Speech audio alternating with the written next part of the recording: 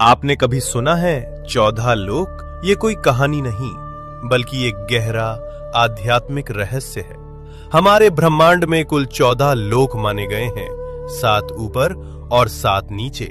ऊपर के 7 लोक, इन लोकों में आत्मा ऊंचाई की ओर बढ़ती है, ज्ञान, शांति और मोक्ष की दिशा में। भूलोक, ये वो लोक है जहां हम सभी मनुष्य रहते हैं। इसे मृत्यु लोक भी कहा जाता है क्योंकि यहाँ जन्म और मृत्यु का चक्र चलता रहता है। भूवर लोक, ये लोक भूलोक और स्वर्ग लोक के बीच स्थित है। ये ऊर्जा रूपों का क्षेत्र है जो भौतिक और दिव्य लोकों को जोड़ता है। स्वर्ग लोक, देवताओं का लोक, जहां इंद्र और अन्य देवता निवास करते हैं। अच्छे कर्म करने वालों को मृत्यु के बाद इसी लोक में स्थान मिलता है, जहां सुख, संपत्ति और आनंद की अनुभूति होती है। महरलोक, ये दिव्य ऋषियों, तपस्वियों और महान आत्माओं का निवास स्थान है, जहां वशिष्ठ और विश्वामित्र जैसे महान ऋषि तपस्या करते हैं। जनलोक, इस लोक में वे आत्माएं निवास करती हैं जिन्होंने ज्ञान और ध्यान में परम सिद्धि प्राप्त की होती है।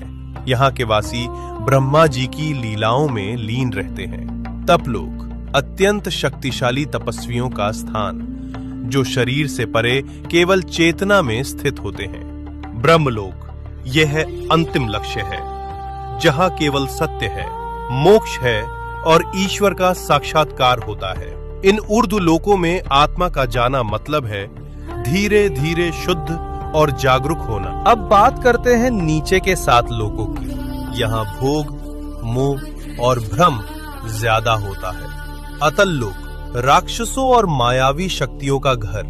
वितल लोक, जहाँ कामनाएं और भोग हावी रहते हैं। सुतल लोक, राजा बलि का लोक। वे दानवीर थे, लेकिन उनमें अहंकार भी था। रसातल लोक, जहाँ भ्रम, लालच और अज्ञान का घना अंधेरा है। तालातल लोक, छल, धोखा और झूठ से भरा हुआ लोक। महातल लोक, जहां अंधकार और अहंकार का बोलबाला है। पाताल लोक, सबसे नीचे का लोक, तामसिक ऊर्जा और इच्छाओं का केंद्र। लेकिन इन सब का मतलब सिर्फ बाहरी दुनिया नहीं है। ये 7 लोक हमारे भीतर की नकारात्मक सोच और कमजोरियों का प्रतीक हैं।